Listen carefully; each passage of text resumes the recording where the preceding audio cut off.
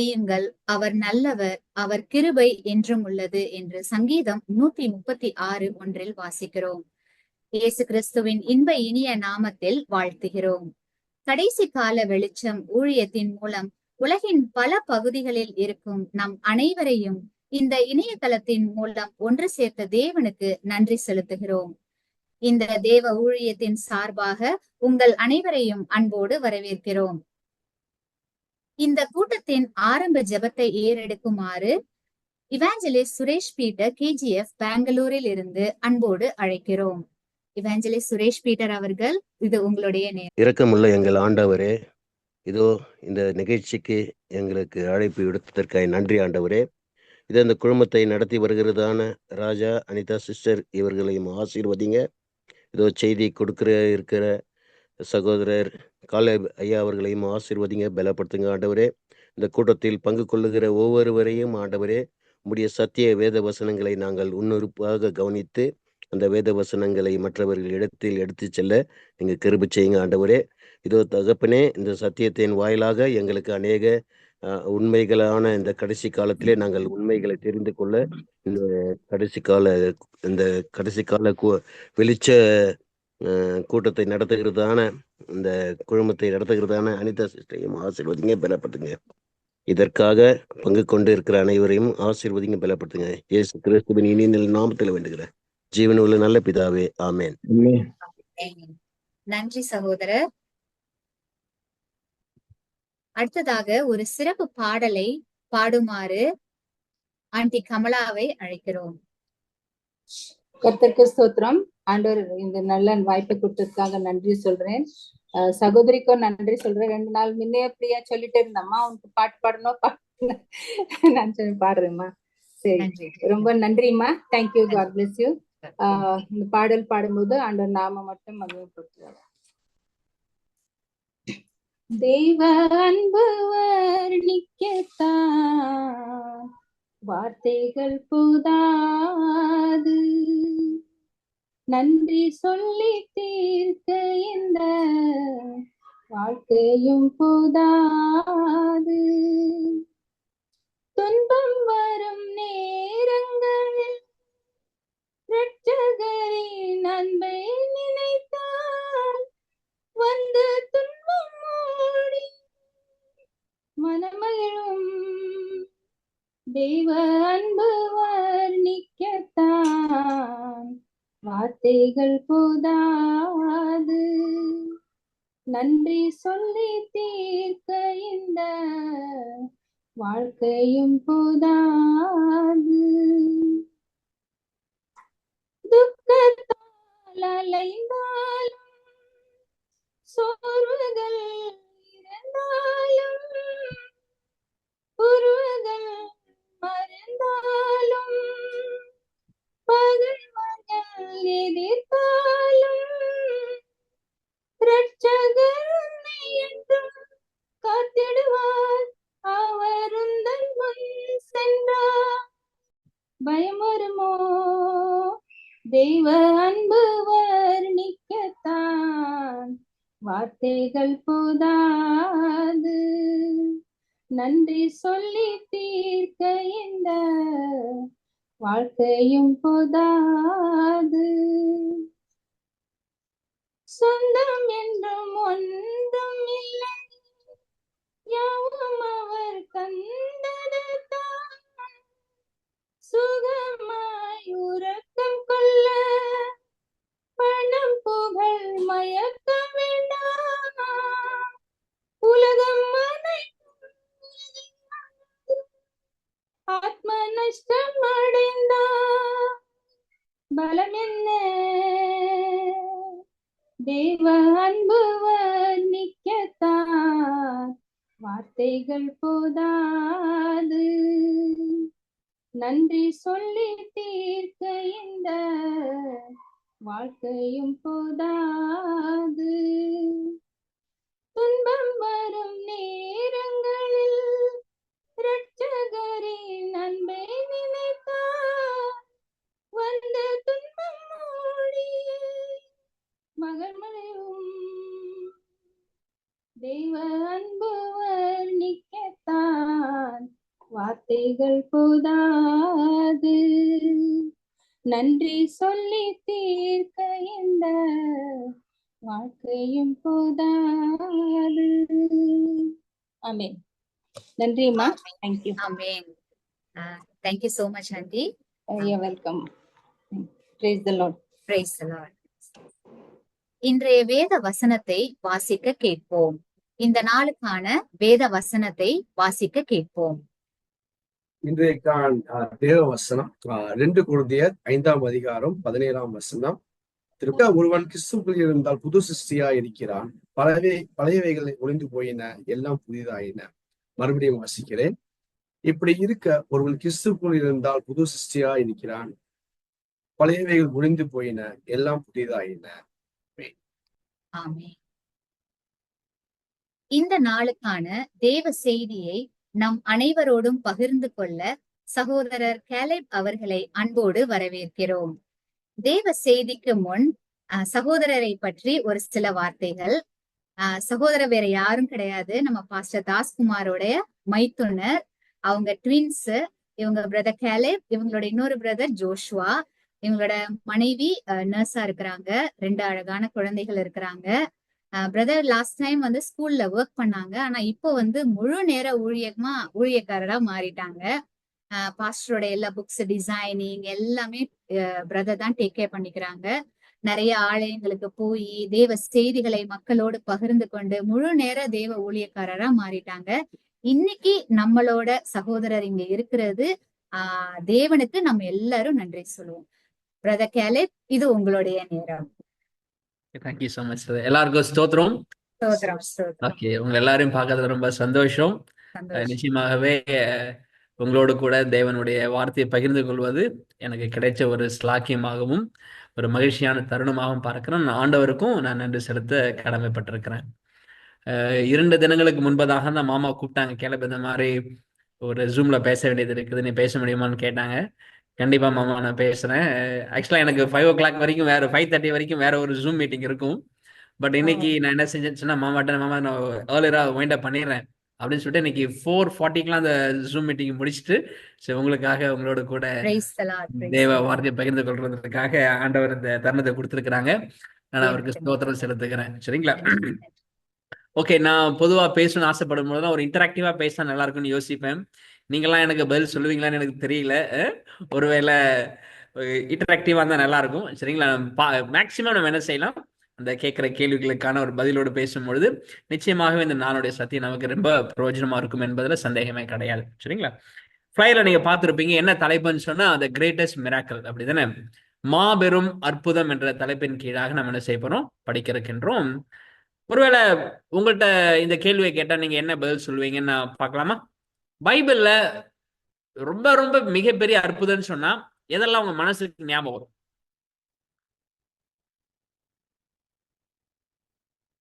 கானா ஒரு கல்யாணம். Very good, கானா ஒரு கல்யாணம். ஏன்னு சொன்னா கிரேப் ஜூஸுக்கு தேவை கிரேப்ஸே இல்லாம ஒரு கிரேப் ஜூஸ் கொடுத்துட்டார் ஜீசஸ். சரிங்களா? அதனால ஒரு பெரிய மிராக்கிள் அது. சரிங்களா? Super, very good. ஓகே, வேற என்ன சிஸ்டர் சொல்லிட்டாங்க, மேரேஜ் அட் கானா. சரிங்களா? கானா ஒரு கல்யாணம் ஒரு மிகப்பெரிய அற்புதம் சொன்னாங்க. அப்கோர்ஸ் உண்மை அதுதான். ரைட், வேற எதனாவது? செங்கடல் 2ஆக பிளந்தது.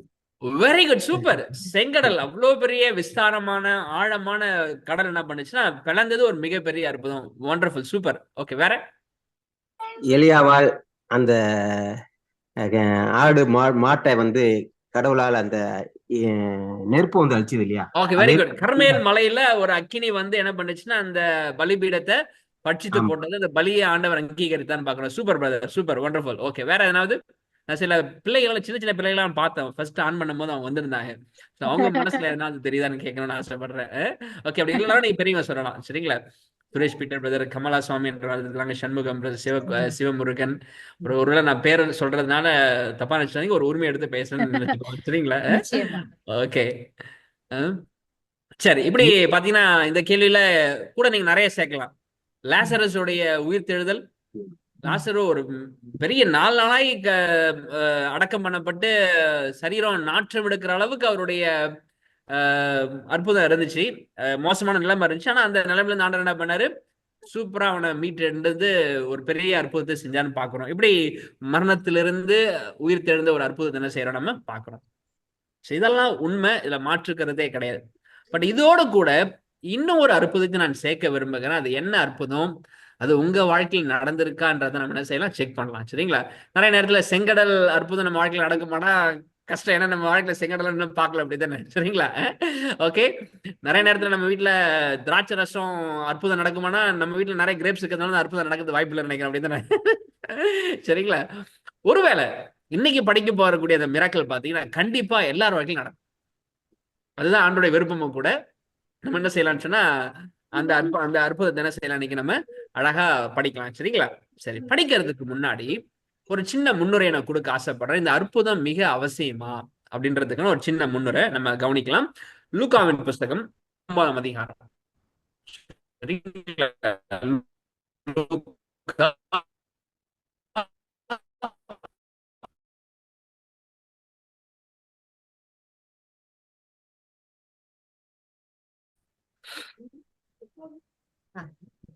கொடுத்தாச்சு brother. Okay, thank you so much. Okay,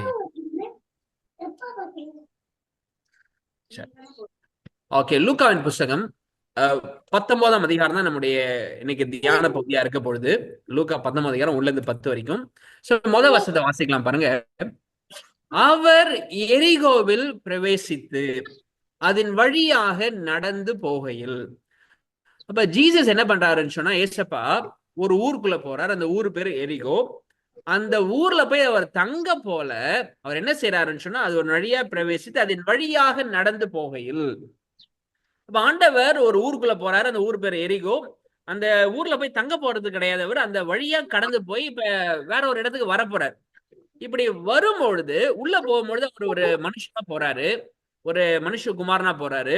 ஆனா அவர் வெளியே வரும்பொழுது வேற ஒரு பேர் அவருக்கு கொடுக்குறாங்க. சரிங்களா? அந்த அதிகாரத்தை நீங்க படிக்கும் பொழுது லூக்கா 19 அதிகாரம் 37-38. லூக்கா 19 அதிகாரம் 37-38. யாராவது வாசிக்கிறீங்க எனக்காக? வாசிக்கிறேன். லூக்கா 19:37-38. அவர் போகையில் ஒலிவ மலையின் அடிவாரத்து சமீபமாய் வருகையில் திரளான கூட்டமாகிய சீசர் எல்லாரும் தாங்கள் கண்ட சகல அற்புதங்களையும் குறித்து சந்தோஷப்பட்டு, கர்த்தருடைய நாமத்தினாலே வருகிற ராஜா ஸ்தோத்தரிக்கப்பட்டவர், பரலோகத்திலே சமாதானமும் உன்னதத்திலே மகிமையும் உண்டாவதாக என்று மிகுந்த சத்தத்தோட தேவனை புகழ்ந்தார்கள். ஓகே, என்ன பார்க்கிறோங்க அப்படின்னு சொன்னா, உள்ள மனுஷகுமாரனா எரியோக்குள்ள பிரவேசிக்கிறாரு. ஆனா வெளியே வரும்பொழுது என்ன அவருக்கு பேர் வைக்கிறாங்கன்னு சொன்னா, கர்த்தருடைய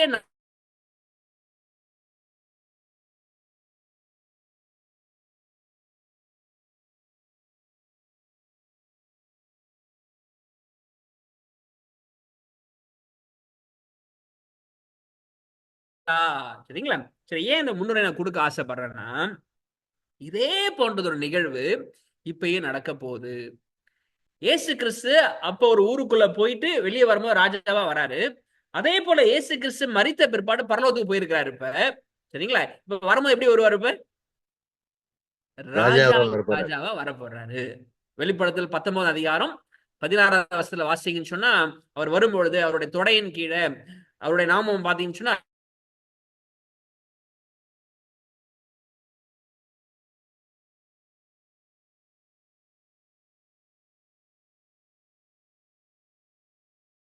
அதே போன்றது ஒரு சம்பவம் இப்பொழுதும் நம்ம காலத்துல நடைபெற வேண்டும் என்று ஆண்டவர் விரும்புகிறார். அங்கேயும் அவர் உள்ள போனாரு, இங்கேயும் ஏசப்பா பூமியில இருந்து பரலோகத்துக்கு போயிட்டார். அங்கேயும் அவர் வெளியே வரும்போது அவருக்கு பேரு ராஜான்னு வைக்கிறாங்க. இங்கேயும் ஒரு பரலோகத்துல அந்த எல்லா ஊழியத்தையும் முடிச்சு வரும்பொழுது அவருக்கு பேர் என்ன வைக்க போறாங்க? ராஜாதி ராஜான்னு வைக்க போறாங்க. அங்க அவர் உள்ள போய் வெளியே வர்றதுக்குள்ள ஒரு சம்பவம் நடந்துச்சு. அதே போல இங்கேயும் அவர் பரலோகம் போயிட்டு வெளியே ராஜாதி ராஜா வர்றதுக்கு ஒரு சம்பவம் நடந்தாகணும். அந்த சம்பவம் தான் அற்புதம். சரிங்களா? அது என்னன்றதை நம்ம என்ன செய்ய போறோம், கவனிக்கலாம். சரிங்களா? ஓகே, அப்ப புரிஞ்சுக்க முடியாத சின்ன முன்னுரை. அப்ப எவ்வளவு முக்கியமான விஷயம் நடைபெற இருக்குது. ஏசப்பா ராஜாதி ராஜா வர்றதுக்குள்ள ஒரு முக்கியமான சம்பவம் நடைபெற வேண்டும். அது என்ன என்பதை நம்ம திரும்ப லூக்கா 19 அதிகாரத்துல போய் பார்க்கலாம். சரிங்களா? லூக்கா 19 அதிகாரத்துல போய் பார்க்கலாம். என்னன்னு சொன்னா, ஓகே, வசனம் 2 வாசிக்கலாமா? லூக்கா 19:2 வாசிங்க யாராவது. நான் ஸ்கிரீன்ல போடல. லூக்கா 19:2 வாசிங்க. ஆயக்காரருக்கு தலைவனும் ஆம். ஐஸ்வர்யவனுமாய் இருந்த சகேயு எனப்பட்ட ஒரு மனுஷன். போதும். சரிங்களா? என்ன நடக்குது அப்படின்னு சொன்னா, ஏசப்பா அந்த எரிகோலுக்குள்ள போயிட்டு வெளியே வர்றதுக்குள்ள ஒரு மனுஷனோட சந்திப்பு அங்க நடக்குது. யாருன்னு சொன்னா அவன் பேரு சகேயு. சரிங்களா? ஓகே. சகேயினால என்னெல்லாம் ஞாபகம் வரும் நமக்கு? வரி வசூலிப்பவன். ஓகே, வரி வசூலிப்பவன். அவனுடைய ப்ரொஃபஷன் ஞாபகம் வரும். வேற என்ன ஞாபகம் வரும்? ரொம்ப ஷார்ட்டா இருப்பார், குட்டையா ரொம்ப இருப்பார். ஷார்ட்டா இருப்பார், அப்படிதானே? சரிங்களா? Very good, super. நீங்க சொல்றதெல்லாம் பைபிள்ல இருக்கக்கூடிய ஃபேக்ட்ஸ், அதுல தப்பே கிடையாது. பட் இன்னைக்கு என்ன செய்யலாம்னு சொன்னா, ஆயக்காரன் அப்படின்னு சொன்னா எப்படிப்பட்டவன், அவனுடைய குணங்கள் என்னன்றத பைபிள்ல என்ன செய்ய போறோம், நம்ம டிஸ்கவர் பண்ண போறோம். சரிங்களா? ஏன்னா இவன் ஆயக்காரனுக்கெல்லாம் தலைவனா இருக்கிறான். அப்ப ஆயக்காரனா யாரு, அவன் தலைவன் எப்படி இருப்பான்றதை நம்ம கண்டுபிடிக்கணும். சரிங்களா? அப்ப ஆயக்காரனா யாருன்றதை முதல்ல கண்டுபிடிக்கலாம். சரிங்களா? ஓகே, மத்தேயு புத்தகத்துக்கு வாங்க. நான் ஸ்கிரீன்ல போட்டிருக்கிறேன். மத்தேயு 5ஆம் அதிகாரம் 46, 47. மத்தேயு 5ல 46, 47 வாசிங்க. உங்களை சிநேகிக்கிறவர்களையே நீங்கள் சிநேகிப்பீர்களானால் உங்களுக்கு பலன் என்ன? ஆயக்காரரும் அப்படியே செய்கிறார்கள் அல்லவா? ஓகே, பாஸ் உங்கள் பண்ணுவோம். பாஸ் பண்ணுவோம். என்ன கேக்குறாங்க? உங்களை சிநேகிக்கிறவர்களையே நீங்களும் சிநேகிப்பீர்கள், உங்களுக்கு பலன் என்ன? ஆயக்காரரும் அப்படியே செய்கிறார்கள் அல்லவா? அப்படின்னா என்ன அர்த்தம்? ஆயக்காரருடைய குணம் என்ன நினைக்கிறீங்க? அன்பு செலுத்துறது, சிநேகிக்கிறது. நல்லா யோசிச்சு பாருங்க. ஆயக்காரருடைய குணம் நல்ல குணமா, இல்ல இது இந்த குணத்துல வந்து ஆண்டவர் பாசிட்டிவா சொல்றாரா, நெகட்டிவா சொல்றாரா? நெகட்டிவா தான் சொல்றாரு. நெகட்டிவா சொல்றாரு. Very good. நெகட்டிவ். என்ன சொல்றாருன்னா, எப்பா உன்னை யாரோ நேசிக்கிறாங்க, நீ அவனை மட்டும் நேசிக்கிற, வேற யாரையுமே நேசிக்கிறது இல்ல. இது ஆயக்காரன் தானே செய்யறான் அப்படின்றாரு. அப்ப ஆயக்காரனுடைய மனசு எப்படின்னா, யார் தன்னை நேசிக்கிறாங்களோ அவங்களுக்கு மட்டும்தான் அன்பு கொடுக்க முடியும். தன்னை நேசிக்காதவங்களையோ தனக்கு கனம் செலுத்தாதவங்களையும் அவனால என்ன செய்ய முடியாது, நேசிக்க முடியாது. அடுத்த வருஷம் வாசிங்க. உங்கள் சகோதரரை மாத்திரம் வாழ்த்துவீர்களானால் நீங்கள் விசேஷித்து செய்கிறது என்ன? ஆயக்காரரும் அப்படி செய்கிறார்கள் அல்லவா? Okay, very good. அப்ப என்ன சொல்றாங்க? யாராவது என்ன பார்த்து குட் மார்னிங் சொன்னா நான் குட் மார்னிங் சொல்லுவேன். அவரு அங்க சொல்லலன்னு சொன்னா சாரி பிரதர், ஸ்தோத்திரம் பிரதர் அவங்க சொன்னா நீங்க சொல்லுவீங்களா? நீங்களா போய் சொன்னா சொல்லுவாங்க, அவங்க சொல்லுவாங்களா? சொல்ல மாட்டாங்க, சில பேர் சொல்ல மாட்டாங்க. நான் என்ன சொல்றேன்னா, ஏன் பிரதர் அவங்க தோத்திரம் போடல, நம்ம என்ன செஞ்சிடும் உடனே? அவங்க போட்டாங்களா அப்படிதான் கேட்போம், அப்படிதானே? அப்ப என்ன விஷயம் பாருன்னா, யாராவது உங்களுக்கு செஞ்சதை மாத்திரம் நீங்க திரும்ப அவங்களுக்கு செய்வீங்க, இல்ல செய்யறவங்களுக்கு மாத்திரம் தான் நீங்க செய்வீங்க, மற்றவங்களுக்கு உங்க அன்பு போகலன்னு சொன்னா இதுதான் ஆயக்காரோடைய குணம்னு சொல்றாரு ஆண்டவர். இப்ப ஆயக்காரோடைய அன்பு எப்படின்னா குறுகிய அன்பு. அவங்களுக்குன்னு ஒரு வட்டம் வச்சிருப்பாங்க. அவங்கள யார் நேசிக்கிறாங்களோ அவங்களுக்கு தான் திரும்ப. அவங்க பர்த்டேக்கு யாராவது கிஃப்ட் கொடுத்தாலும் அவங்க பர்த்டேக்கு அவங்க கிஃப்ட் கொடுப்பாங்க. வேற எங்கேயாவது பர்த்டேக்கு போனா கிஃப்ட்னா கொடுக்க முடியாது பிரதர், சாரி, ஏன்னா அவங்க ஏன் பர்த்டேக்கு கிஃப்ட் தரல பிரதர் அப்படின்றாங்க. சரிங்களா? ஏன்னா அவங்க தங்களை வாழ்த்துகிறவங்களை மட்டும்தான் வாழ்த்துவாங்க, தங்களை நேசிக்கிறவங்களை மட்டும்தான் நேசிப்பாங்க. சரிங்களா? இல்லைன்னா வரமாட்டாங்க. பிரதர் நீ ஏன் அவங்க கல்யாணத்துக்கு போல, அவங்க எங்க கல்யாணத்துக்கு வரல, நான் போல. சரிங்களா? நான் சொல்றது புரியுதா இல்லைங்களா? உங்களோட நீங்க அதை சம்மதப்படுத்தி பார்க்கணும்னு ஆசைப்படுறேன். அப்ப ஆயக்காரோடைய குணம் ரொம்ப ரொம்ப நேரோ மைண்டட். அவங்களால விஸ்தாரமா அன்பு செலுத்த முடியாது. அவங்கள தாண்டி, அவங்கள நேசிக்கிறவங்கள தாண்டி வேற யாராவது நேசிக்காதவங்க இருப்பாங்கன்னு சொன்னா அவங்களுக்கும் போயிட்டு hello sir, happy Sabbath, good morning அப்படின்னு சொல்லலாம் முடியாது அவங்களால. கேட்டா பிரதர் அவங்க சொன்னா நான் சொல்லுவேன், இல்லைன்னா சொல்ல முடியாது அப்படின்ற ஒரு மனநிலை தான் ஆயக்காரருடைய மனநிலை. அப்ப இந்த நல்ல ஆரோக்கியமான மனநிலையா இல்ல மோசமான மனநிலையா? நல்ல மனநிலை இல்ல. இல்ல, நல்ல மனநிலை கிடையாது. அப்ப இது யாருடைய குணம்? இது ஆயக்காரருடைய மகன். இப்ப சகே யாரு? ஆயக்காரர். ஆயக்காரனா, ஆயக்காரன தலைவனா? தலைவன். ஓ, அப்ப தொண்டனுடைய குணமே இப்படி இருக்குன்னு சொன்னா தலைவன் எப்படி இருக்கணும்? இப்ப நான் சொல்றது புரியுதுங்களா? தலைவன் எப்படி இருக்கணும்? இப்ப ஏதோ எக்ஸாம்பிளரியா இருக்கணும். இப்ப பாரு, அவன் உன்னை வாழ்த்துறான், நீ வாழ்த்த கூடாது. நான் வந்து 10 மடங்கு அது உறுதியா இருக்கிறேன், எக்ஸாம்பிளா இருக்கிறேன்னு சொல்லுவான், அப்படிதானே? அப்ப ஆயக்காரனாகிய சகையோட குணம் எவ்வளவு மோசம்ன்றத ஒரு க்ளூ வச்சு நம்ம கண்டுபிடிக்க முடியுதா? சரிங்களா? சரி, இது அவருடைய குணம் சார்ந்த விஷயம். சரி, வேற என்ன ஆயக்காரரை பத்தி பைபிள்ல சொல்லிருக்கு நம்ம கவனிக்கலாம். பாருங்க, லூக்கா 3ஆம் அதிகாரம் 12-13 வாசிக்கலாமா? ஆயக்காரரும் ஞானஸ்தானம் பெற வந்து அவனை நோக்கி, போதகரே, நாங்கள் என்ன செய்ய வேண்டும் என்று கேட்டார்கள். அதற்கு அவன், உங்களுக்கு கட்டளையிட்டிருக்கிறதுக்கு அதிகமாய் ஒன்றும் வாங்காதிருங்கள் என்றான். சரி, இப்ப நீங்க ஒரு கன்க்ளூஷனுக்கு வாங்க. ஆயக்காரருடைய குணம் என்ன? ப்ரொஃபஷனலா என்ன செய்வாங்க? அது அவங்களுடைய அவங்களுடைய கல்ச்சர், சரிங்களா? அவங்களுடைய சொல்லுவாங்களா, ரத்தத்திலே ஊர்ன ஒரு குணம் எதுன்னு சொன்னா, யார நேசிக்கிறாங்களோ அவங்கள மட்டும்தான் அன்பு, பறந்தெல்லாம் அன்பு செலுத்த முடியாது. அது வந்து கல்டிவேட்டடா, சாரி,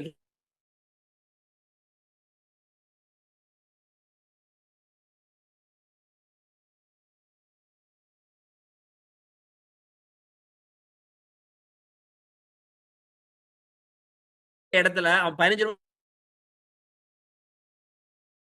அதை விட ஜாஸ்தியா வாங்கணும், சரிங்களா? அதிகமாய் கட்டளையிட்டுகிறதுக்கு அதிகமாய் ஒன்றும் வாங்காதிருக்கின்ற பொழுது அவன் அதிகமா வாங்கக்கூடிய பழக்கம். இப்படிதான் அவங்க பணக்காரனா ஆயிடுவாங்க. அவனுடைய இனம் சார்ந்த ஒரு குணமும் மோசமா இருக்குது, அவனுடைய தொழில் சார்ந்த குணமும் மோசமா இருக்கு, சரிங்களா? இப்ப சகை யார் அப்படின்னு சொன்னா ஆயக்காரருக்கு தலைவன். அப்ப அவர் எவ்வளவு வாங்குவார் நினைக்கிறீங்க?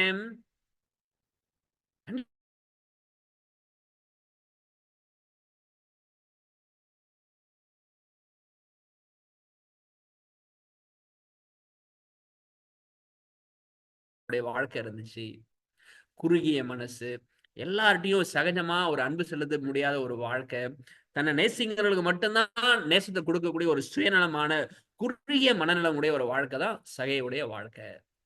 அப்ப புரிஞ்சுக்க முடியுதுங்களா?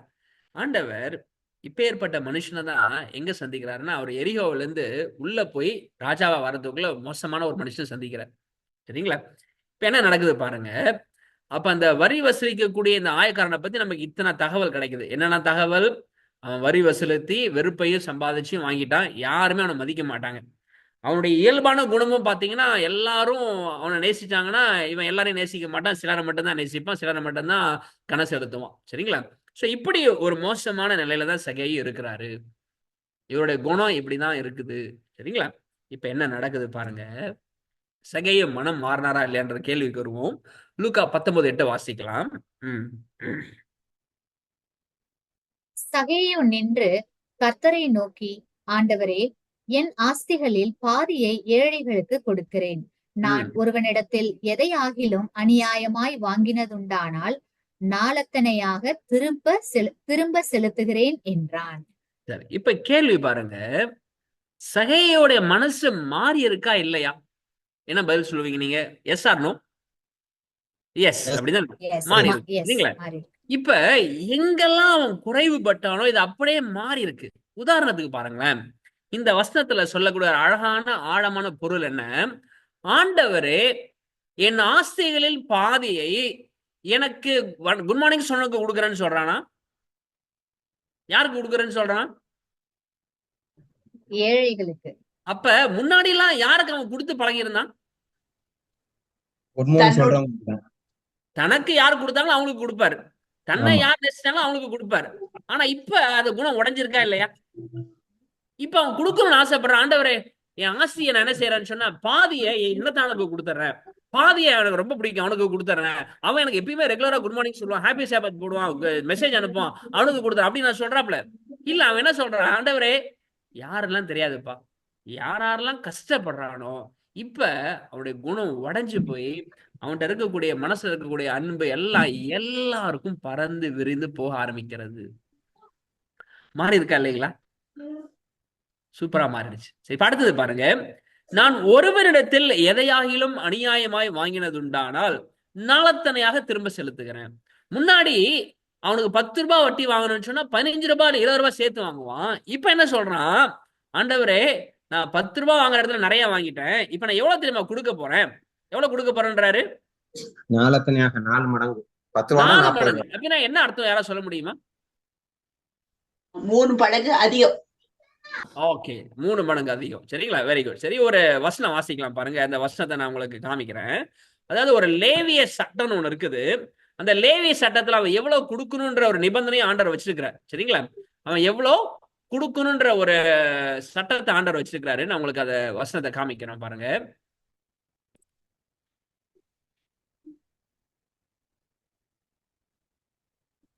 ஓகே, எங்க வாசிக்கிறோம்னா லேவியராகமம், ஸ்கிரீன்ல நான் காமிக்கிறேன். லேவியராகமம் 6ஆம் அதிகாரம் 5வது வசனம் பாருங்களேன்.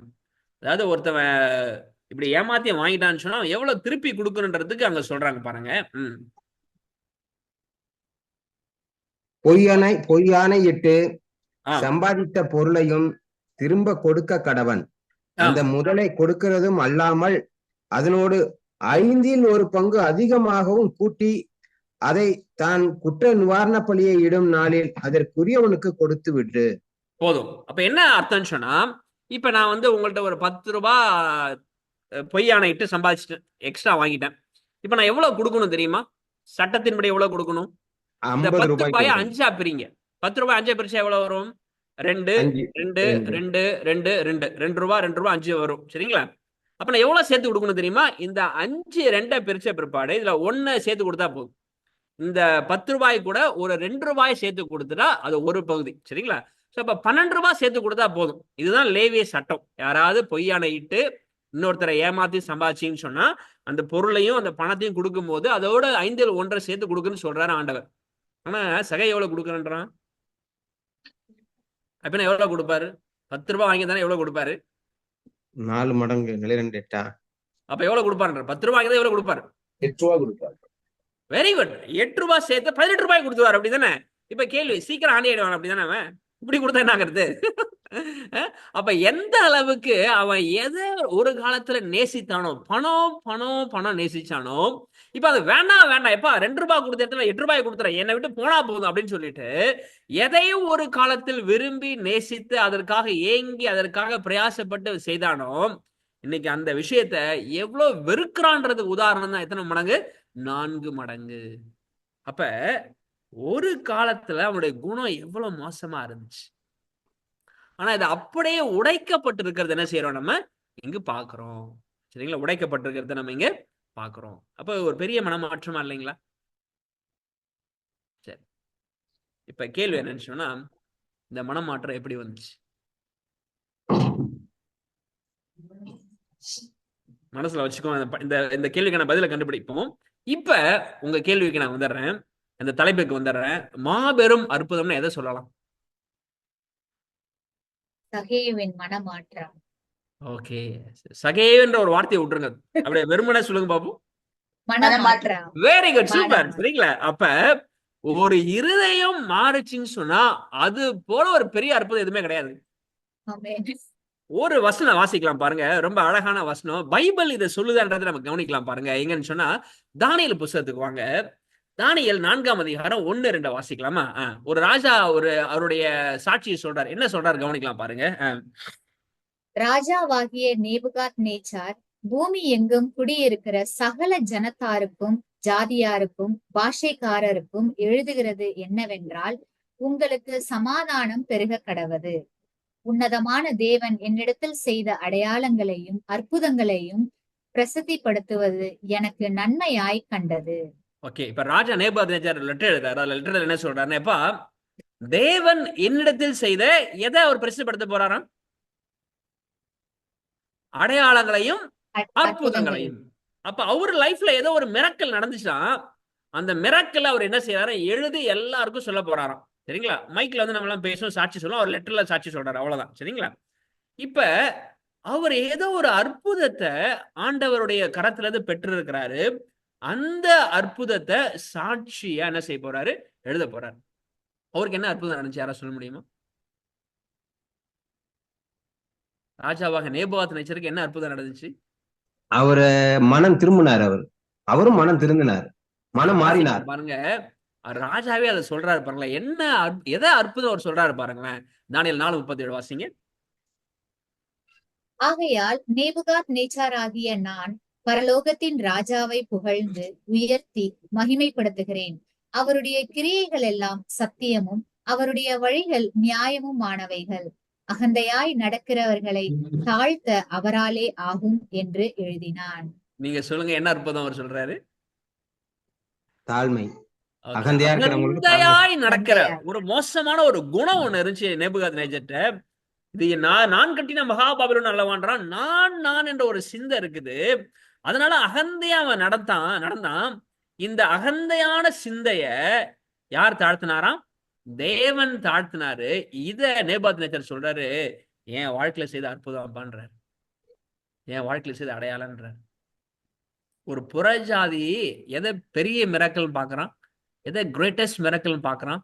எதை மாபெரும் அற்புதம்னு பாக்குறான்? நோய் சுகமானதை சொல்றான் அவன். நான் 7 வருஷம் மாடா இருந்தேன், இப்ப வந்து மனுஷனா மாறிட்டேன். நான் 7 வருஷம் அரண்மனையில வெளியே போயிட்டேன், இப்ப அரண்மனைக்கு வந்துட்டேன். செம அற்புதங்க. மீண்டும் என்னை ஆண்டவர் உயர்த்தினார். அதே சொல்றான் நேபாத் நேச்சர். மீண்டும் மனுஷனா வந்துட்டு அதே சொல்றான். அவன் மனுஷனா இருக்கும்போது மிருகமா தான் இருந்தான், அப்படித்தானே? அவன் மனுஷனா இருக்கும்போது மிருகமா தான் இருந்தான். இப்ப உண்மையான மிருகமா இருக்கான், அவ்வளவுதான். சரிங்களா?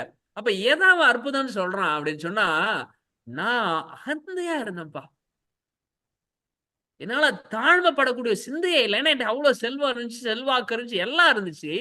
அதனால என்னால தாழ்மைப்படுவதற்கு வழியே இல்லை. தேவனே யாருன்னு கேட்கிற அளவுக்கு என்னுடைய குணம் மோசமா இருந்துச்சு.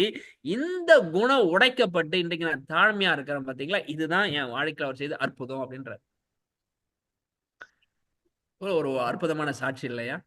இப்ப பைபிள் எதை அற்புதம், எதை மிகப்பெரிய அடையாளம் அப்படின்னு சொல்லிட்டு சொல்லுதுன்னு சொன்னா, ஒரு மனுஷனுடைய வாழ்க்கையில ஆண்டவர் செய்யக்கூடிய ஒரு அற்புதம் எதுன்னு சொன்னா, அவனுடைய இருதயத்தை மனம் திரும்ப செய்வதுதான்.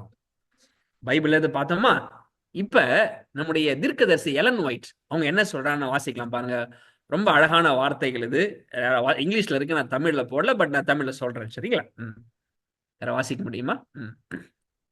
Unbelievers have inquired, why are not miracles wrought among those who claim to be God's people? Brethren, the greatest miracle that can be wrought is the conversion of the human heart. Conversion of the human heart. Conversion of the human heart. When this, the greatest of all miracles, is wrought within our hearts, we shall see the working of other miracles. ஆமென். இந்த வார்த்தையை நான் தமிழ்ல சொல்ல ஆசைப்படுறேன் பாருங்க. நிறைய பேர் கேள்வி கேட்பாங்க, என்னங்க அட்வென்டிஸ்ட் பண்றீங்க, அனலுள்ள அக்கினியில ஒண்ணு அபிஷேகம் இல்லைன்னு சொல்றாங்க, ஒரு அற்புதம் நடக்க மாட்டேன்னு சொல்றாங்க அப்படின்னு கேட்பாங்க. அதுக்கு எழுதுறாங்க பாருங்க, தேவனுடைய மக்கள் மத்தியில ஏன் அற்புதம் நடக்கல அப்படின்னு சொல்லி நீங்க கேக்குறீங்களா? அவங்க சொல்றாங்க, the greatest miracle. எவ்வளவு அழகா சொல்றாங்க பாருங்க. மாபெரும் அற்புதம் எதுன்னு சொன்னா, ஒரு மனிதனுடைய இருதயத்தை மனமாற்றம் அடைய செய்வதுதான். அதுதான் மிகப்பெரிய அற்புதமா. when this, இந்த இருதய மனமாற்றம் என்கிற அற்புதம் நடக்கும் பொழுது, the greatest of all miracles, இதுதான் எல்லா அற்புதங்களும் மிகப்பெரிய அற்புதம். இது நடக்கும் பொழுது we shall see the working of other miracles, மற்ற அற்புதங்கள் நம்ம வாழ்வில் நடைபெறுவதை பார்க்க முடியும். எவ்வளவு அழகான வார்த்தைகள் இதெல்லாம். இப்ப நம்ம வாழ்க்கையில the greatest miracle அப்படின்னு சொன்னா, அப்கோர்ஸ் செங்கடல் பிளந்தது உண்மைதான். சரிங்களா? லாசரு மரணத்திலிருந்து கல்லறையிலிருந்து வெளியே கொண்டது உண்மைதான். ஆனா ஒரு கல்லறை, அதெல்லாம் மாற்றுக்கிறதே கிடையாதுங்க. ஆனா அந்த வார்த்தைகளை கவனிச்சிங்களா? the greatest of all miracles, அற்புதங்களிலேயே மிகப்பெரிய அற்புதம் எதுன்னு சொன்னா, it is the conversion of the human heart. ஒரு மனுஷனுடைய இருதயத்தை மனம் திரும்ப செய்வதுதான். ஏன் அது பெரிய மிராக்கிள் சொல்றாங்க தெரியுமா? இந்த வாசிக்கலாம் பாருங்க. எரேமியா 17ஆம் அதிகாரம் 9வது வசனம் சொல்லுகிறது, எல்லாவற்றை பார்க்கிலும் இருதயமே திருக்குள்ளதும் மகா கேடுள்ளதுமாய் இருக்கிறது, அதை அறியத்தக்கவன் யார்? என்ன எல்லாவற்றை கடையிலும் மோசமானது எது தெரியுமாங்க? இருதயம் தாங்க மோசமானது. குஷ்டரோகம் மோசம் கிடையாது, எய்ட்ஸ் மோசம் கிடையாது, கேன்சர் மோசம் கிடையாது, இல்ல வேற என்னெல்லாம் நீங்க லிஸ்ட் போட்டு பாருங்க, அதெல்லாம் மோசம் கிடையாது. பைபிள் சொல்லுது எல்லாவற்றையும் பார்க்கலாம். இது ரொம்ப மோசமா, ரொம்ப கேடுள்ளதா இருக்குதுதான், திருக்குள்ளதா இருக்குதான் இந்த மனுஷனுடைய இருதயம் பாருங்க. இதுதாங்க ரொம்ப ரொம்ப ரொம்ப ஐசியூல வச்சு கேர் பண்ணக்கூடிய அளவுக்கு மோசமா இருக்கு. சரிங்களா? ரொம்ப ரொம்ப அவ்வளவு மோசமா இருக்குது. சரிங்களா? கொரோனா கூட இதெல்லாம் இதெல்லாம் இதெல்லாம் அதை சாப்பிட்டு போல இருக்கு. அதை விட மோசமான நோய் பிடிச்ச ஏதாவது சொன்னா அது இருதயம் தான். இதை அறியத்தக்கவன் யார்? தெரிய மாட்டேங்குது. ஆனா நிறைய பேர் அற்புதம் நினைச்சாலே வியாதியில இருந்து குணமாக்குறது அற்புதம். உண்மை, அதெல்லாம் மாற்றுக்கிறதே இல்லை. அதெல்லாம் ஆண்டவர் செய்யறாரு, கேட்கணும், தப்பே கிடையாது. ஆனா the greatest of all miracles அப்படின்னு சொன்னா, நம்முடைய இருதயம் கேடுள்ள இருதயம், இந்த திருக்குள்ள இருதயம் மாறுச்சுன்னு சொன்னாங்க. அது போல ஒரு மிகப்பெரிய அற்புதம் வேற எதுவுமே கிடையாது. இப்ப உங்களால புரிஞ்சுக்க முடியுதா? ஏசப்பா எரியாவுக்குள்ள போயிட்டு அவர் ராஜாதி ராஜாவா வரத்துக்குள்ள ஒரு மனுஷனுடைய வாழ்க்கையில அந்த அற்புதம் செஞ்சார். இன்னைக்கும் அவர் பரலோகத்துக்கு போயிட்டு திரும்ப பூமிக்கு ராஜாதி ராஜா வரத்துக்குள்ள இந்த அற்புதம் எல்லாருடைய வாழ்க்கையில நடக்கணும்னு ஆசைப்படுறாரு. யாரெல்லாம் இந்த அற்புதத்துக்குள்ள போறாங்களோ, யாரெல்லாம் இந்த அற்புதத்தை கண்டடைகிறாங்களோ, யாரெல்லாம் இந்த அற்புதத்தை அனுபவிக்கிறாங்களோ, அவங்க மட்டும்தான் ராஜாதி ராஜாவா வரும் பொழுது அவர் கூட நம்ம என்ன செய்ய முடியும்? அவருடைய சேனையின் பிள்ளைகளாக போக முடியும். the greatest miracle என்ன சொல்லலாம் நம்ம? It is a conversion of human heart. சரி, ஒரு கேள்வியோட நம்ம என்ன செய்யலாம், வைண்ட் அப் பண்ணலாம். இந்த அற்புதம் எத்தனை பேரோட வாழ்க்கையில நடந்துச்சு, நடக்கணும்னு ஆசைப்படுறீங்களா, இல்ல நடந்திருக்குதா, என்ன? Praise God. சரிங்களா? புரிஞ்சுக்க முடியுதா இல்லைங்களா? அப்ப உங்களுடைய ஜெபத்துல என்ன அற்புதத்துக்காக கேட்கலாம்? ஒருவேளை பிள்ளைக்கு படிப்பா இருக்கலாம், இல்ல வேலையா இருக்கலாம், நிறைய இருக்காங்க. அதெல்லாம் அந்த கிரேட்டஸ்ட் ஆஃப் ஆல் மிராக்கிள் வரும்போது நீங்க யோசிச்சு பாருங்க. ஆண்டவரே ஏசப்பா, நீங்க ராஜாதி ராஜா வரும்பொழுது அங்க சகேவுக்கு நீங்க ஒரு மனமாற்றம் கொடுத்தீங்கல்ல, அதே போல எங்களுக்கு தாங்கன்னு சொல்லிட்டு அந்த மனமாற்றத்துக்காக நம்ம என்ன செய்யணும், கேட்கணுன்றது ஆண்டவர் எதிர்பார்க்கிற ஒரு விண்ணப்பமாக இருக்கிறது. சரிங்களா? சரி, ஏன்னா இது நிறைய பேருக்கு தெரிய மாட்டேங்குது. ஏன்னா இது அறியத்தக்கவன் யார்? ஏன்னா நிறைய பேர் வந்து எதையும் பெருசா பாக்குறாங்க. சரிங்களா? கடன்ல இருந்து வெளியே வர்றது, நோயில இருந்து வெளியே வர்றது, ஒரு பெரிய வேலை கிடைக்கிறது, ஒரு பெரிய பிரச்சனையில இருந்து வெளியே வர்றது, இதைதான் பெருசா பாக்குறாங்களே தவிர, எப்பா அதெல்லாம் வெளியே வந்தா கூட இதுல இருந்து வெளியே வரலன்னு சொன்னா அவனுக்கு பரலோகமே கிடையாது. அப்ப இந்த இருதய மனமாற்றம் என்பது எவ்வளவு பெரிய மிகப்பெரிய அற்புதம் என்பதை நாம் உணரத்தக்கவன் யார் அப்படின்ற ஆண்டவரை வியந்து கேட்கிறார். சரிங்களா? சரி, இப்ப இந்த அற்புதம் தான் மிக பெருசுன்னு பார்த்துட்டோம். மனுஷனுடைய இருதயம் தான் மனமாற்றம் அடையும் போது அது மிகப்பெரிய அற்புதம் பார்க்கிறோம். சரிங்களா? யோசிச்சு பாருங்களேன். ஆண்டவர் எப்பொழுதெல்லாம் ஒரு அற்புதம் செய்யறாரோ எல்லாமே அதுக்கு கீழ்ப்படியும். செங்கடல் பிளந்தா செங்கடல் வந்து கடல் எதிர்த்து நிக்குமான்னு நிக்காது, காற்று எடுத்து நிக்குமான நிக்காது, சிங்கம் எடுத்து நிக்குமா நிக்காது. ஆனா இந்த மனசு மட்டும் என்ன பண்ணும்? இந்த மனசு மட்டும் என்ன செய்யும்? அது இல்ல ஆண்டவரே, ஒத்துக்க முடியாது ஆண்டவரே, இப்ப ஒத்துக்க மாட்டேன், இப்ப வரமாட்டேன், வீம்பு பண்ணுமா பண்ணாதா? அதனாலதான் ஆண்டவர் சொல்றாருப்பா, இதுதான்ப்பா ரொம்ப முக்கியமான விஷயம், இதை மட்டும் தான் என்னால செய்ய முடியலன்றார் அவர். நான் எல்லாத்தையும் செஞ்சிடும், உன் வாழ்க்கையில நோய் இருக்குதா சொன்ன அடுத்த விஷயம் போயிடும், அதனால நீ கவலைப்படாது. ஆனா உன் மனசை மாத்த வைக்கிறதுன்றது பெரிய பெரிய ஒரு சவாலான விஷயம். அது செய்ய நீ இடம் கொடுப்பாயானால் அதை போல ஒரு அற்புதம் வேற எதுவும் கிடையாது ஆண்டவர் சொல்றார். சரிங்களா? சரி, முடிவாக இந்த அற்புதம் சகேயுடைய வாழ்க்கையில எப்படி கிடைச்சது அதை பார்த்து முடிக்கிறது தான் நம்முடைய குட் நியூஸ். சரிங்களா? எப்படி அவருக்கு கிடைச்சது அப்படின்றத நம்ம என்ன செய்ய போறோம், கொஞ்சம் வசனங்கள் வழியாக பார்க்க போறோம். சரிங்களா? மீதிய வசனங்களை நான் வசன ஸ்லைட்ஸ்ல போல சிஸ்டர் என்ன கேட்டாங்க, எப்படியாவது ஸ்லைட் போடியா நல்லா இருக்கும்னாங்க. குறுகிய சமயத்துல எதெல்லாம் போட முடியுமோ போட்டுட்டேன், இதுக்கப்புறம் எனக்கு நேரம் இல்லாதனால நம்ம என்ன செய்வோம்னு சொன்ன வசனங்கள் வழியா போகலாம். எப்படி சகேயு மனமாற்றம் அடைந்தார் அந்த சீக்கிரம் நம்ம என்ன செய்யலாம் கண்டுபிடிச்சலாம். லூக்கா 19 அதிகாரத்துக்கு வாங்க, வசனம் 3-4 வாசிக்கலாம். 3-4. இயேசு எப்படிப்பட்டவரோ என்று அவரை பார்க்க வகை தேடினான்.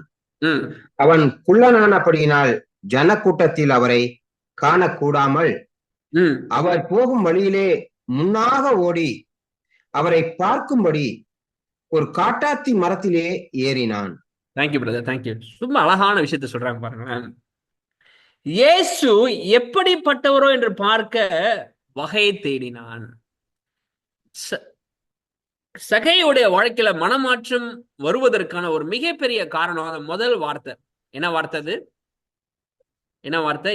இயேசு எப்படிப்பட்டவரோ என்று அவரை பார்க்க வகை தேடினான். யாரை பார்க்க வழி தேடுறான்? இயேசுவை பார்க்க. ஏன்னா இதுவரை இயேசுவை பார்த்தது கிடையாது. நிறைய பேர் வந்து சொல்றாங்க, இயேசு அந்த அற்புதம் செய்யறாரா, அந்த ஊர்ல பெரிய அற்புதம் செஞ்சாரு, இந்த ஊர்ல இதை செஞ்சாருன்ட்டு நிறைய பேர் வந்து சொல்லும் பொழுது இவனுடைய மனசுல என்ன ஆசை இருந்துச்சுன்னா, சொல்றவனுடைய வார்த்தை இன்னும் கேட்க ஆசைப்படல, இல்ல சொல்றவனை பார்க்க ஆசைப்படல, சொல்லப்பட்ட நபரை பார்க்கணும்னு ஆசைப்படுறான். சரிங்களா? ஆனா பொதுவா மனுஷனுடைய இயல்பு என்ன தெரியுமா? மனுஷனுடைய இயல்பு நான் சொல்றேன், ஒரு உதாரணத்தோட சொல்றேன் பாருங்களேன். அவனுடைய இயல்பு எப்படின்றத நான் ஒரு உதாரணம் சொல்றேன். இப்ப நான் எங்க வீட்டுல ஒரு இன்ஸ்ட்ரக்ஷன் கொடுப்பேன், ஏமா காலையில 8:30 மணிக்கெல்லாம் ரெடி ஆயிடுங்க, நம்ம சர்ச்சுக்கு போகணும். எங்க வீடு பாத்தீங்கன்னா என்னுடைய சர்ச்ல இருந்து ஒரு 25 கிலோமீட்டர் தூரத்துல இருக்குது. ஒரு அவுட்ஸ்கர்ட் ஆஃப் பாண்டிச்சேரியில தான் நாங்க என்ன செய்ய ரிசைட் பண்றோம். அப்ப அங்கேருந்து டிராவல் பண்ணி வரதுக்கு 40 மினிட்ஸ் ஆகும். அப்ப நான் சொல்லுவேன், கார் வந்து 8:30க்கெல்லாம் ரெடி ஆயிடும், நீங்க என்ன செய்யணும்னு சொன்னா ரெடி ஆயிடணும்னு சொல்லுவேன். இப்ப பிள்ளைங்க எதை பார்க்கணும், மனைவி எதை பார்க்கணும், எதை பார்க்கணும் நீங்க சொல்லுங்க?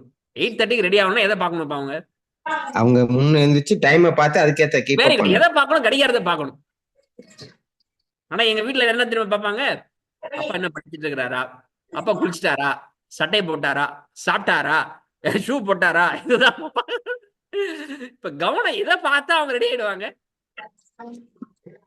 கிளாக்க பார்த்தா ரெடி ஆயிடுவாங்க. ஐயோ 8:10 ஆயிடுச்சு, ஐயோ 8:20 ஆயிடுச்சு அப்படின்னா கிளாக்க பார்த்தா ரெடி ஆயிடுவாங்க. ஆனா எங்க பிள்ளைக்கு என்ன தெரியுமா பண்ணுவாங்க, கிளாக்கே கிடையாது, நான் தான் கிளாக்கு. என்ன சொல்ல வரேன்னா, நிறைய நேரத்துல மனுஷனை பார்க்கறதுனாலதான் மறுரூபம் அடையாம இருக்கிறாங்க. அவர் மட்டும் இவ்வளவு பேசுறாரு, ஒழுங்காகிறாரா? பொறுமையை பத்தி அவ்வளவு பிரசங்கம் பண்றாரு பிரதர், ஆனா அவர் பொறுமையா இருந்தாரு பாத்தீங்களா?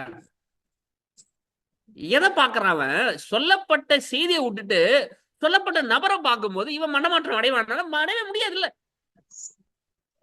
அப்ப சகையோடைய ஆசை என்னன்னு சொன்னா, நிறைய பேர் சொல்றாங்க இயேசுவை பத்தி. இவன் என்ன சொல்றான்? இயேசு எப்படிப்பட்டவரோ என்று அவரை பார்க்க வழி தேடினான்.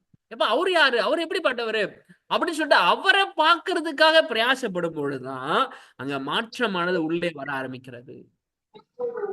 மனுஷங்களை எப்பெல்லாம் நம்ம பாக்குறோமோ, மனுஷங்களை எப்பெல்லாம் நம்முடைய முன்னுதாரணமாகவோ இல்ல ரோல் மாடலா வைக்கிறோமோ, நல்லா புரிஞ்சுக்கோங்க, மனமாற்றம் என்பது வரவே வராது. இன்றைக்கு நான் உங்கள்கிட்ட பேசலாம், நாளைக்கு என்னுடைய ஒரு வீழ்ச்சியை பாத்தீங்கன்னா நாளைக்கு என்னங்க அவரே அப்படி பேசினாரு அப்படிதான், அப்ப நம்மளும் அப்படிதான் அப்படின்ட்டு போயிடுவோம் நம்ம. ஆனா இந்த சொல்லப்பட்ட செய்தியில இருக்கக்கூடிய கிறிஸ்துவ நீங்க பார்க்க ஆசைப்படும் பொழுதுதான் மனமாற்றம் என்பது உள்ள வரும். நம்மலாம் கிளாக்க பாக்குறோமா, மனுஷனை பாக்குறோமா? நீங்க யோசிச்சு பாருங்க. எங்க வீட்டுல போல உங்க வீட்டுல இருக்கிறாங்களா? உங்க சர்ச்ல இருக்கிறாங்களா? யோசிச்சு பாருங்க. அப்படி இருந்தாங்கன்னு சொன்னா உங்க மனமாற்றம் என்பது வராது. அப்ப யோசிச்சு பாருங்க, நம்மலாம் கிறிஸ்துவை பார்க்க வகை தேடுகிறோமா? ஒரு பிரச்சனை வருது, அதுல ஏசப்பாவோட அன்பு எப்படிப்பட்டது வகை தேடுறோமா? ஏன் அவர் கொடுத்தாரு வகை தேடுறோமா? ஒரு வேத வாசிக்கிறாரு, இயேசு எப்படிப்பட்டவரை அங்க காண்பிக்கப்படுறாங்க, வகை தேடுறோமா?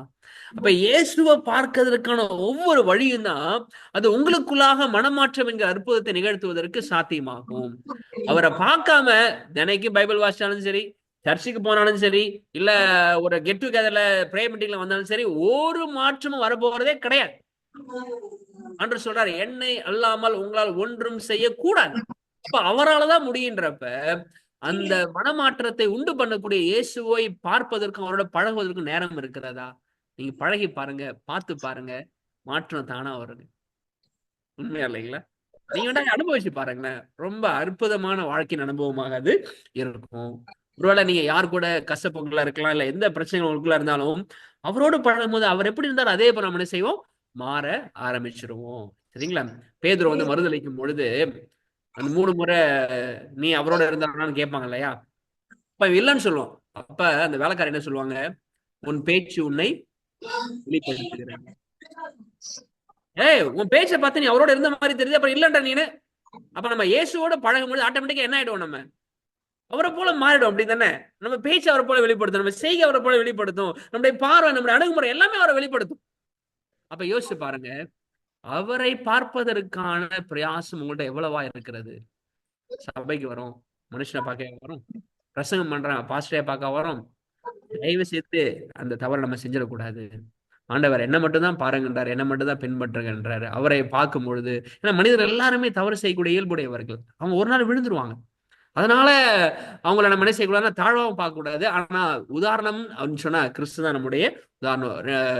1 பேதுரு 2:21 வாசிக்கிறோம், நாம் அவருடைய பாதங்கள் அடிச்சுட்ட பின்பற்றி வரும்படிக்கு நமக்கு மாதிரியை வைத்து போனார். யாருன்னா அவர். சரிங்களா? சரி, இப்ப பாருங்க, சகையோ இப்ப மனமாற்றம் அடைவதற்கு காரணம் நம்பர் 1 என்ன?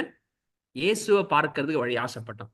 2வது பாருங்களேன், அவனுடைய மனசுல இருக்கக்கூடிய பார் என்னன்னு சொன்னா, அவனுக்கு 2 பிரச்சனை இருந்துச்சு. சகையோ இயேசுவை பாராக்க கூடாதபடிக்கு 2 பிரச்சனை இருந்துச்சு. என்ன பிரச்சனை, யார சொல்ல முடியுமா? ஒண்ணு உள்ள இருக்கிற பிரச்சனை, இன்னொரு பிரச்சனை என்னது, ஜனக்கூட்டம் அவன் என்ன செய்யல, வெளியே இருக்கிற பிரச்சனை. அப்புறம் எத்தனை பிரச்சனை இருக்கு சகைக்கு? 2 பிரச்சனை. அவனை இயேசுவை போல வாழ விடாமலும் இயேசுவை போல மாற விடாமலும் அது அற்புதம் நடக்க விடாமலும் இருக்கு. ஒண்ணு என்ன பிரச்சனைனா, பிறவிலே குள்ளம், அந்த பிறவில அது அவனோட இருக்குது. ஒண்ணு உள்ள இருக்கக்கூடிய பிரச்சனை. அதெல்லாம் தாண்டி வெளியே வரலான்னு பார்த்தா அங்க இருக்கிற ஜனக்கூட்டம், டேய் உன்னை விட்டுருவோமா, என்கிட்ட எவ்வளவு காசு நீ வாங்கின, அவனுக்கு தடை செய்து. சரிங்களா? என்ன ஏமாத்தின, எவ்வளவு பழப்படி செஞ்சிருக்கிற அப்படின்னு சொல்லிட்டு அவனை தடை செய்து அவனை பார்க்க விடாதபடிக்கு என்ன செய்யுதுன்னா ஒரு பெரிய கல்லா நிக்குது. மனிதனுடைய வாழ்க்கையிலும் 2 பிரச்சனை இயேசுவை போல் மாறுவதற்கும் அந்த அற்புதம் நடைபெறுவதற்கும் விடாது. ஒண்ணு என்னுடைய பிறவி பிரச்சனை, ஒண்ணு என்னுடைய மாம்சம். இன்னைக்கா நீங்க யோசிச்சு பாருங்களேன், ஒரு 10 முறை மன்னிப்பு கேட்டுட்டீங்க, 11வது முறை மன்னிப்பு கேட்ட பிறகு கோவப்பட்டுட்டீங்கன்னு வச்சுக்கோங்க, உங்க மனசு என்ன சொல்லும்? என்ன சொல்லும்? எத்தனை முறை தான் நீ செஞ்சுட்டு போய் மன்னிப்பு கேட்ப, அவரு மன்னிச்சிருவாரு, அப்ப உன்னால் முடியாது போ அப்படின்ட்டு என் மனசு என்ன பண்ணணும்னா என்ன அதரியப்படுத்துமே தவிர பரவாயில்ல நீ ஆண்டு போய் மன்னிப்பு கேட்கலாம் சொல்லும். சொல்லவே சொல்ல, அப்படித்தானே? அப்ப எப்படி சகைக்கு ஒரு பிறவி பிரச்சனை அவனுக்குள்ளேயே இருந்து அவனை மட்டுப்படுத்தியதோ, அது போல என்னுடைய மாம்சம், எனக்கு ஒரு முள் இருக்குது உள்ள, அது என்னை இயேசுவை போல மாறுவிடுறதுக்கும் அவரை நம்புவதற்கு விடவே மாட்டேனது. என்ன அதரியப்படுத்திட்டே இருக்கு. உன்னால முடியாது. எத்தனை முறை தான் நீ பைபிள் வாசிக்கிற, எத்தனை முறை தான் நீ தீர்மானம் பண்ற, ஆனா பாரு திரும்ப விழுந்து விழுந்து போற, இதுதான் உன் வாழ்க்கை, முடியாது முடியாது அப்படின்னு சொல்லிட்டு இந்த மாம்ச சிந்தை என்ன பண்ணுதுன்னு சொன்னா எனக்குள்ள ஒரு போராட்டத்தை வைக்குது. ஆனா சகையு ஜெயிச்சு வெளியே வராரு. ஒரு பெரிய வெளியே ஒரு கூட்டம் நிக்குது. யாரு? ஜனக்கூட்டம். நாமளும் ஆவியினால ஏவப்பட்டு அந்த ஜெயத்தை பெறும் பொழுது, நம்ம சரியா வாழலான்னு ஒரு வாழ்க்கைக்காக ஆசைப்படும் பொழுது வெளியே ஒரு கூட்டம் நிக்கும்.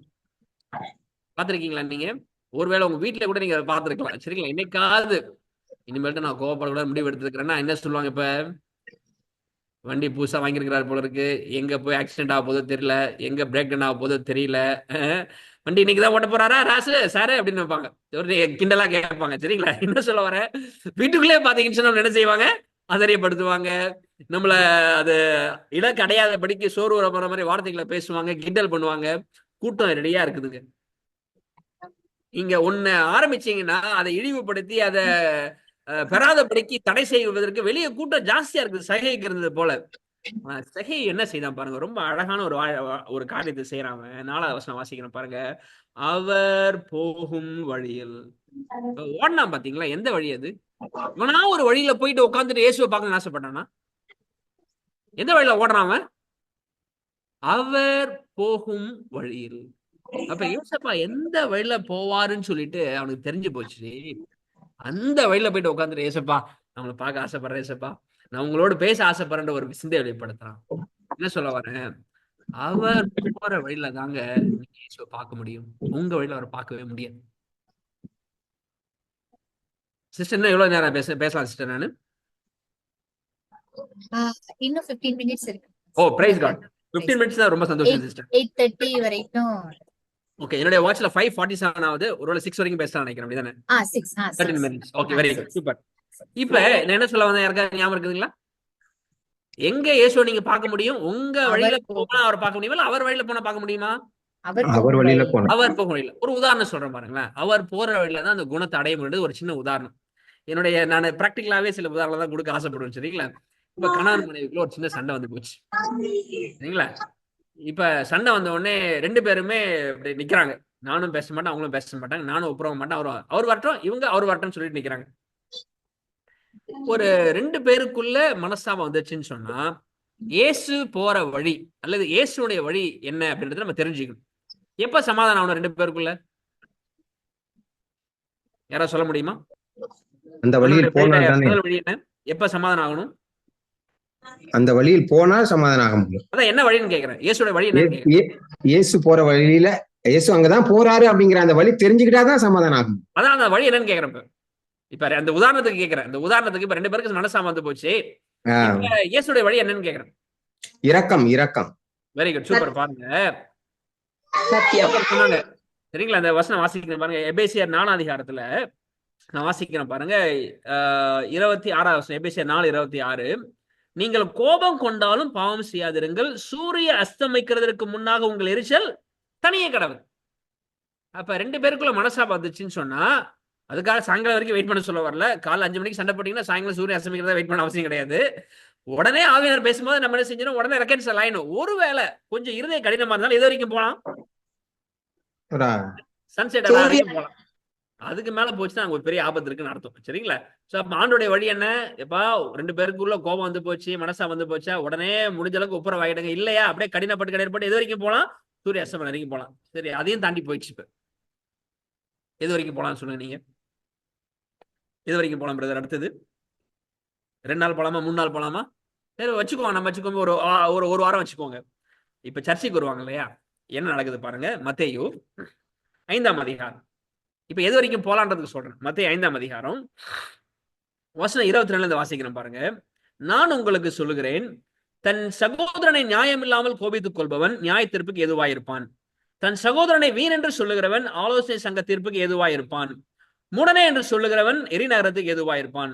ஆகையால் நீ பலிபீடத்தினிடத்தில் உன் காணிக்கையை செலுத்த வந்து உன் பேரில் உன் சகோதரனுக்கு குறை உண்டென்று அங்கே நினைவு கூறுவாயாகில் சர்ச்சைக்கு வந்து காணிக்கை போட வரும்போது, ஆஹா எனக்கு என் மனைக்கு மனசாம இருக்கு அப்படின்னு ஒருவேளை உங்களுக்கு அப்பயே நினைப்பு இருக்குன்னு சொன்னா சொல்றாரு பாருங்க, அங்கே தானே பலிபீடத்தில் உன் காணிக்கையை வைத்து விட்டு போய் முன்பு உன் சகோதரனோட ஒப்புரவாகி பின்பது உன் காணிக்கையை செலுத்து. அப்ப செகண்ட் ப்ரொபேஷன் எது வரைக்கும் போலாம்? 1 வாரம் போலாம்.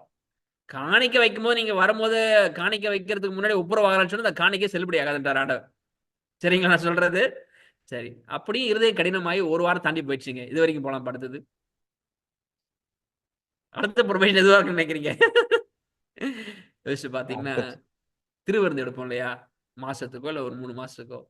திருவிருந்துல 2 நியமனம் இருக்கும். ஒண்ணு, நம்ம என்ன செய்யணும், ஒருத்தருடைய கால்களை கழுவிட்டு அப்புறமேட்டா பந்தியில வந்து புசிக்கணும். அது என்ன ஒருத்தர் காலை கழுவுறது என்ன அர்த்தம்? அது யார் காலை போய் நான் கழுவணும்? யார் காலில் காயம் இல்லையோ, யார் கால் சுத்தமா இருக்குதோ அந்த காலை போய் பிடிக்கணும். எந்த காலை போய் பிடிக்கணும்? நானு யார் மனசுல அழுக்கு இருக்கோ, என்னால காயப்பட்டு இருக்கிறாங்களோ அந்த நபரை போய் பார்த்து, ஐயா மன்னிச்சிருங்க, நம்ம 2 பேரும் ஒப்புரவாயிடுவோம்னு சொல்லிட்டு அந்த கடைசி சந்தர்ப்பம் எதுன்னு சொன்னா அந்த திருவிருந்து. சரி, இப்ப யோசிச்சு பாருங்க, இந்த வழியில நீங்க போனீங்கன்னா உங்க மனசும் உடையும், அங்க அந்த உறவுகளும் மலரும். அப்படிதானே? இல்ல என் வழி தனி வழி, நான் இப்படிதான் இருப்பேன், நான் இப்படிதான் பேசுவேன், இப்படிதான் இருப்பேன், வந்தா வரட்டும் வரலாம் போட்டோம், இப்படின்னா எப்படிங்க மனமாற்றம் வரும்? அப்ப என்ன சொல்ல வரேன், சகைக்கு ஒரு விருப்பம் இருந்தது. அந்த விருப்பத்துல ஒரு காட்சியை காமிக்கிறான். அவர் போற வழி அது. அந்த வழியை கண்டுபிடிச்ச பிற்பாடு அதுல போகும்பொழுது அவனுக்குள்ள மாற்றங்கள் இன்னும் அதிகமா இருந்துட்டே இருக்கிறது. நீங்க ஒரு ஸ்டெப் எடுத்து வைங்க, தேவனுடைய வழி இதுதான், அவருடைய சத்தம் இதுதான் சொல்லிட்டு அந்த சத்தத்தை உடனே கீழ்படிங்க, அடுத்த மாற்றம் வர ஆரம்பித்து கொண்டே இருக்கும். ஆனா நான் இந்த வெளிச்சத்துக்கு கீழ்படிய மாட்டேன் அப்படி நிக்கும் பொழுது அங்க மாற்றம் வரவே வராது. புரியுது நான் உங்களுக்கு சொல்றது? அப்ப ஆண்டவர் அவரை போல மாறக்கூடிய ஒரு அற்புதத்தை செய்ய ஆசைப்படுறாரு. ஆனா அந்த அற்புதத்துக்கு எது தடையா இருக்குதுன்னா அவரை பார்க்காம இருக்கிறோம். 1. 2வது, அவர் வழியில போகாம என் வழியில தான் நிற்கும் பொழுது அந்த மாற்றமே வராது. சரிங்களா? 2த்தையும் சகையை தகர்த்து அந்த மாற்றத்துக்குள்ள வந்தாரு. அப்படி வரும்பொழுது ஏசப்பா கிட்ட வந்துட்டு யார் அவரை பார்த்தா முதல்ல, சகையவா இல்ல ஏசப்பா பார்த்தாரா? சகை ஆசைப்பட்டாரான்ற ஏசப்பா சொல்றாரு, சகையவே நீ இறங்கி வைப்பா அப்படின்னு. அவன் சகை என்ன சொன்ன, ஆண்டரே பார்க்கணும்னு ஆசைப்பட்டேன், பார்த்து நீ கிளம்பலாம் சொன்னாப்புல. இல்ல, அவர் சொன்ன உடனே சீக்கிரமா இறங்கி வந்து, பார்க்க ஆசைப்பட்டேன், அவர் என் கூட சாப்பிடணுன்றாரு, என் கூட தங்கணுன்றாரு, ரொம்ப சந்தோஷம் இறங்கி வந்து அவனுடைய வாழ்க்கை மலர ஆரம்பிச்சது. இப்ப ஏசப்பா வீட்டுக்குள்ள வராரு, இப்பதான் அறிக்கை செய்யறான், என் ஆசைகள் பாதையை நான் வாங்கியிருந்தா கொடுத்தாரு. இப்ப ஏசப்பா உள்ள வரும் பொழுது என்ன வெளியே போகுது? உள்ள இருக்கிறதுலாம் வெளியே போகுது. சரிங்களா? இப்போ உங்க வாழ்க்கையில என் வாழ்க்கையிலையும் ஏசப்பா உள்ள வருவாருன்னு சொன்னா இந்த கேடான இருதயம் மாறும், திருக்குள்ள இந்த சிந்தை மாறும். ஆனா அவர் நின்றுகிட்டே தட்டுறாரு, ஏதோ வாசப்படையில் என்று தட்டுகிறேன், உன்னை சத்தத்தை கேட்டு உள்ள திறப்பான்னு சொன்னா என்ன செய்வேன்? உன்னோட போஜனம் பண்ணுவேன். ஸோ அப்ப அந்த சத்தம் கேட்குதா? இந்த அற்புதத்தை செய்ய அவர் துடிச்சு நிக்கிறாரு, ரோட்ல நிக்கிறாரு, அவருக்கு இடம் கொடுக்க நம்ம மனசுல விருப்பம் இருக்குதா? யோசிச்சு பாருங்க. சரிங்களா? கடைசியா ஒரு வசத வாசம் முடிக்க ஆசைப்படுறேன். இந்த அற்புதம் நடந்துச்சுன்னா அதனுடைய விளைவு என்னன்னு சொல்ல ஆசைப்படுறேன். இந்த அற்புதம் நடந்துச்சுன்னு சொன்னா அதனுடைய விளைவு என்ன? லூக்கா 19 அதிகாரத்துக்கு வாங்க. லூக்கா 19 அதிகாரம் வசனம் 9. லூக்கா 19 வசனம் 9 பாருங்க. இயேசு அவனை நோக்கி, இன்றைக்கு இந்த வீட்டுக்கு என்ன வந்துச்சா? ரட்சிப்பு வந்தது. நீங்க கெஸ் பண்ணி சொல்லுங்க, அவர் சொன்னது சரியா தப்பா? என்ன சிஸ்டர், அவர் சொன்னது சரியா தப்பா? அவர் சொன்னது தப்புன்னு சொல்றேன் நான். இப்ப அவரை என்ன சொல்லிருக்கணும்? இன்றைக்கு உனக்கு ரட்சிப்பு வந்து. வெரி குட், அதான் சூப்பரான பாயிண்ட். அப்படிதானே? இன்றைக்கு சகைக்கு ரட்சிப்பு வந்து சொல்லிருக்கணும். ஆனா ஏசப்பா என்ன மாற்றி சொல்லிட்டாரு? அப்படிதான் என்ன சொல்லிட்டாரு? அவன் மூலியமா அங்க இருந்து அனைவரும் ரட்சிக்கப்பட்ட அந்த ஒரு எண்ணமா. Praise God, super brother. சரிங்களா? ஏசப்பாக்கு தெரியும் சகைய மாறிட்டான்னு சொன்னா யார் வீட்டுக்கு ரட்சிப்பு வந்துடும்? முழு வீட்டுக்கு ரட்சிப்பு வந்துரும்பா. அப்ப ஏசப்பாவோட மனசெல்லாம் ஒருத்தவன் மாறினா போதும் அந்த செல்வாக்கு அநேகரை மாற்றும். ஏன்னா ஏசப்பா சொல்லுவாரு, ஆபிரகாமை குறிச்சு சொல்லுவார், ஆபிரகாம் எனக்கு தெரியும், அவன்கிட்ட ஒண்ணு நான் ஷேர் பண்ணிட்டேன்னா அவன் எல்லாருக்கும் சொல்லிடுவான், போயிட்டு அவனுடைய பிள்ளைகளுக்கும் பின் சந்ததிக்கும் வேலைக்காரங்களும் சொல்லிடுவான். அப்ப அது போல இன்னைக்கு ஒருவேளை ஒரு குடும்ப தலைவனா, ஒரு தகப்பனா, ஒரு கணவனா, ஒரு ஆசாரியனா நான் மாறுவேன்னு சொன்னா யார் வீட்டுக்கு ரட்சிப்பு வந்துடும்? என் வீட்டுக்கே ரட்சிப்பு வந்துருங்க.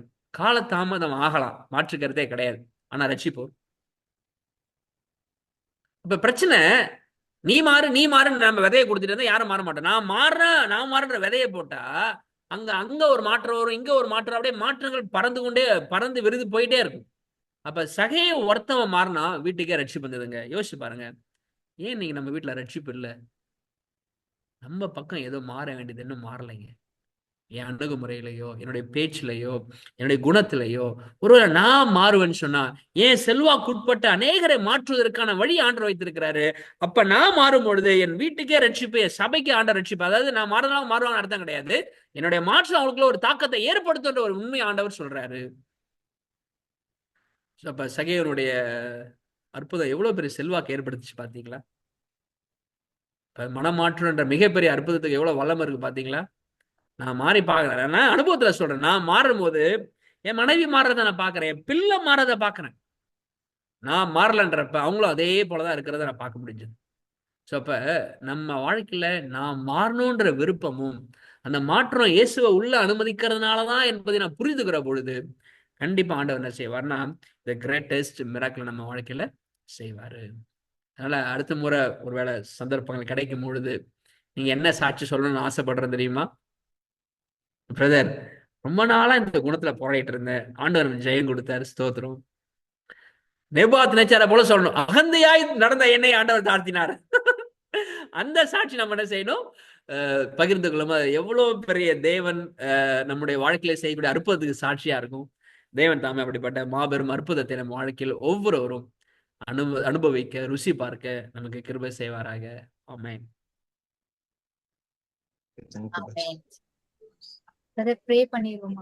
ஓகே, எங்களை நேசிக்கிற எங்கள் நல்ல ஆண்டவரே, இந்த ஓய்வு நாளின் முடிவு நேரத்திலும் உங்களுடைய சமூகத்துல எங்களை தாழ்த்துகிறோம் பிதாவே. ஆண்டவரே, எங்க வாழ்க்கையில மிகப்பெரிய அற்புதம் எது என்பதை நீங்க அழகாக உங்களுடைய வசனங்கள் வழியா எங்களோட பேசுனீங்க. ஆவியானவருக்காய் ஸ்தோத்திரம் பிதாவே. ஆண்டவர், அநேக முறை இந்த அற்புதங்கள் எங்கள் வாழ்க்கையில நாங்கள் நடைபெறாதபடிக்கு எங்கள் இருதயத்தை கடினப்படுத்திடுறோம், இல்ல வேற எங்கேயோ எங்களுடைய கவனத்தை வச்சிடறோம். ஆண்டவரே, நாங்கள் இயேசுவை பார்க்க அவரோடு பழக அவரை உள்ளே அனுமதிக்க நிச்சயமா இந்த அற்புதம் எங்கள் வாழ்க்கையிலே சாத்தியமாகும் என்பதை நாங்கள் புரிந்து கொள்ளுகிறோம். அந்த நல்ல வார்த்தைகளுக்காய் ஸ்தோத்திரம். இந்த நிச்சயமான ஊக்கமான ஆலோசனைக்காய் உங்க ஸ்தோத்திரம் பிதாவே. இந்த ஜூமின் வழியாக இணைந்திருக்கிற ஒவ்வொரு பிள்ளைகளுக்காக நான் ஜெபிக்கிறேன் அப்பா. ஆண்டவர் தாமே சகையுடைய வாழ்க்கையில, நேபுகாத் நேச்சருடைய வாழ்க்கையில் நடந்த அதே அற்புதங்களை எங்கள் வாழ்க்கையிலும் செய்ய வேண்டுமாய் நாங்கள் மனபாரத்தோடு எங்களை அர்ப்பணித்து ஜெபித்து கேட்கிறோம் பிதாவே. உதவி செய்யுங்க தகப்பனே. அது எங்களால முடியல ஆண்டவரே. அநேக நேரம் நாங்க சுய முயற்சினால முயற்சி எடுக்கிறோம், ஆனா சோர்ந்து போயிட்டு இனி இது ஆகாது, எங்களால முடியாது என்ற நிலைக்கு வந்துடுறோம். ஆனா தேவனால் எல்லாம் கூடும் என்ற ஒரு வார்த்தையை வாசிக்கிறோம். மனுஷனால் இது கூடாதுதான், தேவனால் எல்லாம் கூடும் என்ற ஒரு வார்த்தையினாலே நாங்க உங்களுடைய சமூகத்தில் ஒப்பு கொடுக்கிறோம் பிதாவே. எங்களுக்குள்ள இந்த மிகப்பெரிய அற்புதத்தை செய்யுங்க, வழி நடத்துங்கப்பா. இந்த ஜூம்ல நடத்தக்கூடிய ஒவ்வொரு பிள்ளைகளையும் ஆசீர்வதிங்க. அவங்களுக்கு வேண்டிய இன்னும் ஆலோசனைகளையும் உங்களுடைய வழிநடத்தலின் தரவினமாய் கூட ஜெபிக்கிறோம் பிதாவே. தொடர்ந்து உடைய கருத்துல ஒப்பு கொடுக்குறோம், நீங்க ஏற்றுக்கொள்ளுங்க. எல்லாவற்றையும் அன்பு ரட்சகர் இயேசுவின் வழியாய் ஜெபிக்கிறோம் எங்கள் நல்ல பிதாவே. ஆமென். என் ஆத்துமாவே கர்த்தரை ஸ்தோத்திரி, முழு உலகமே அவருடைய நாமத்தை ஸ்தோத்திரி. ஆத்மாவே கர்த்தரை ஸ்தோத்திரி, அவர் செய்த சகல உபகாரங்களையும் ஆமென். நம்முடைய கர்த்தராகிய இயேசு கிறிஸ்துவினுடைய கிருபையும் பிதாவாகிய தேவனுடைய அன்பும் பரிசுத்த ஆவியானவருடைய அந்நியமும் ஐக்கியமும் நம் அனைவரோடும் இன்றும் என்றும் சதா காலங்களிலும் இருப்பதாக. ஆமென். எல்லாருக்கும் ஸ்தோத்திரம். ஒவ்வொருவருக்குமே வாழ்த்துக்கள். இந்த கடைசி கால வெளிச்சம் சார்பாக இந்த அருமையான தேவ செய்தியை நம்மோடு பகிர்ந்து கொண்ட சகோதரர் காலேப் அவர்களுக்காக கர்த்தருக்கு நன்றி செலுத்துகிறோம். இந்த கூட்டத்தில் கலந்து கொண்ட ஒவ்வொருவரையும் தேவன் ஆசீர்வதிப்பாராக. அடுத்த கூட்டம் பிப்ரவரி மாதம் 1ஆம் தேதி நடைபெறும் என்பதை தெரிவித்துக் கொள்கிறோம். இந்த கூட்டம் ஒவ்வொரு மாதமும் முதல் மற்றும் 3ஆம் சனிக்கிழமை மாலை 7:30 மணிக்கு நடைபெறும் என்பதை அன்போடு தெரிவித்துக் கொள்கிறோம். சத்தியத்தை அறிவீர்கள், சத்தியம் உங்களை விடுதலையாக்கும். ஆமேன். நீங்கள் பெற்ற இந்த ஆசீர்வாதத்தை மற்றவர்களோடு பகிர்ந்து கொள்ளுங்கள். கூட்டத்தில் கலந்து கொண்ட அனைவருக்கும் நன்றி.